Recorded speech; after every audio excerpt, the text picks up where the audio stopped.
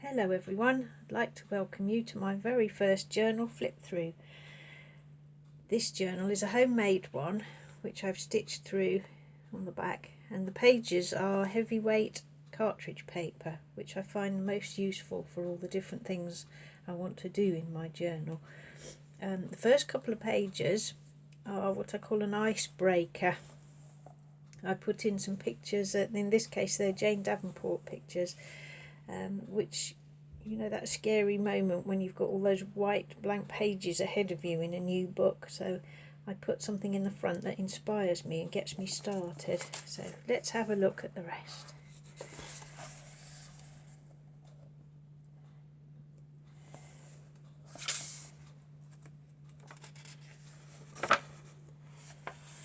This one is a sketch of a lovely old photograph I've got of my grandmother. This one was more of a scrapbooky page. It's got some pressed flowers sealed into it and some lace in there. And that one was a little notebook that I made. This one's a Mindy Lacefield tutorial that I watched on YouTube, and then I had a go at my own version. I love her naive style of her little children, they're so pretty. This one was my first ever jelly plate print, which I didn't want to paint over the top of, so I stuck it in just to keep it as it is. Those are some more jelly plate prints, and I've made a pocket there, so something beautiful will have to go in there.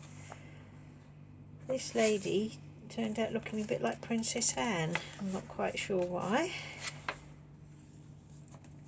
These are, I was watching the Downton Abbey reruns before the movie came out, and these two are inspired by the Downton ladies. This one was Jane Davenport in her Fabulous Figures book, I think. And another, my own version. I did sorts of collaging in the background and then painted over the top, but I find you can't get very much detail, particularly in the faces when you've got all that texture underneath. These were jelly plate prints, and then I decoupaged the other layers on top. The dress there has got a lacy design on. That was a jelly plate print too.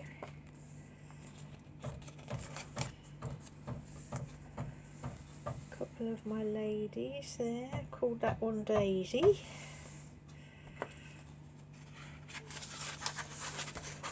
This one was a doll in a magazine that I fell in love with, so I did a sketch of her. Far too expensive to own. There's some swatches of Jane Davenport watercolours. And when her washi tapes arrived, I had to have a test of all of those, and then I layered some of them up to make the faces, and must go back and paint that one sometime. These are Jane Davenport napkins, and she had such a look on her face, this lady.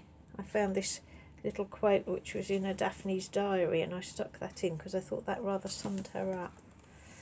That's a Jane Davenport napkin, and then I've given her some text, streaky hair, and that was Distress Oxides in the background there. That's a James Burke mermaid. Some Jane Davenport die cuts on that one. That one is one of my ladies. Mermaid hair, don't care. And I've just found a fantastic app that I tried on that one, which is a moving pictures app, and it makes her eyes blink and her mouth move, and if you come across that, it's a fabulous app to have a go at. And then I've got this next section is an autumn themed section. It was last autumn 2019, with the wind blowing and all the colourful leaves coming down. It inspired me to do quite a series of autumn ladies. These are die cuts which I've painted and layered on top. This one's a Tamara Laporte video, and that was Shada Campbell.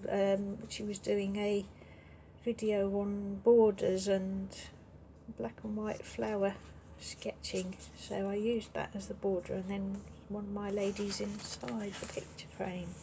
That was Shada Campbell as well, one of her bullet journal tutorials, that one, for the heading pages for the months in your bullet journal. This is one of my autumn ladies with some more die cut leaves and punches to cut these leaves out and then paint them.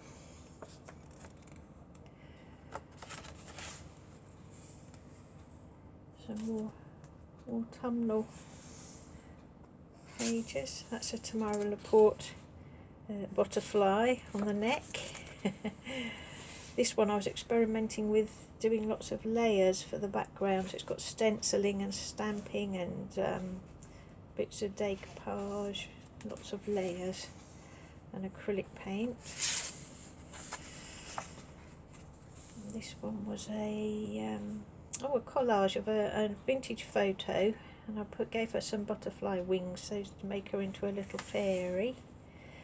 This one was a Jane Davenport stencil, and I've used it in 3 different ways and layered them up.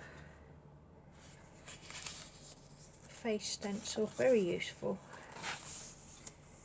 And we've got a rainbow theme going on here. There's a little bit, some of the lyrics from Over the Rainbow in amongst the colours there. And a little girl with a stencil background.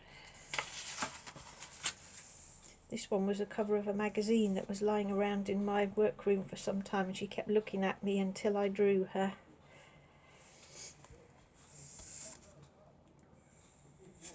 Another lady. Yes, another autumn, windy autumn inspired lady. That one's a Jane Davenport drawing, and then I used the background is from a colouring book. I took copied the design from the colouring book to give her a bit of a background. Those are some James Burke tag team ladies. That's a little sketch I haven't finished there. That's one of my ladies, and she's got decoupage tissue paper to make her blouse. This one's from there's a little extra bit there, but this one is from a vintage photo that I got at an antique fair. I think it was a promotional card for an actress back in the 1920s and 30s, and it was a beautiful photograph, so I used that for inspiration to do that painting. This one's another autumny, windy day.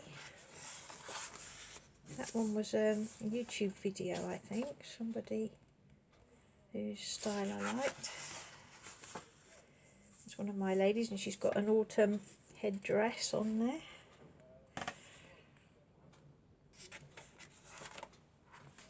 This one's a Native American lady. I like doing ladies from other cultures occasionally. This lady had no hair for a long time because I kept doing the same hair designs, and I wanted to find something different. And then I was watching an episode of Bake Off one night, and there was a lady on there who had this hairstyle, and I thought that's the one. And she's got a text decoupage dress. This one was trying out my new Distress Oxides, and I let them all drizzle down the page and then used that for the hair.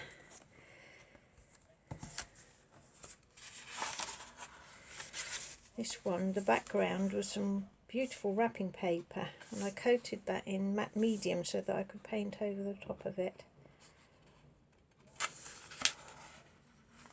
This was one that I didn't like, and she got removed, and it ended up being the frame for the girl underneath. She's got a real lace collar on her dress. This one was some jelly plate prints that I cut and made into a collage of Stonehenge.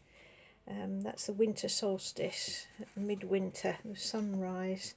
and I made that one into a Christmas card this year. This one's inspired by Juliet Crane. I used some of my jelly plate print leaves there and tore those out to make her headdress. And the background is where I was cleaning the brayer from doing the jelly plate prints. It makes a good background. That's another Juliet Crane inspired one. I call him a woodland elf, and he's got jelly plate print on him as well. Oh, and leaf prints too. This one's a Jane Davenport inspired one, and that's some of her napkin that's making up the dress there. And this is the final one in the book, also jelly plate background there, and I thought it looked like trees in a wood, so I've painted the fox and decoupaged him on the top, and then made this wintry scene with the bird and the trees.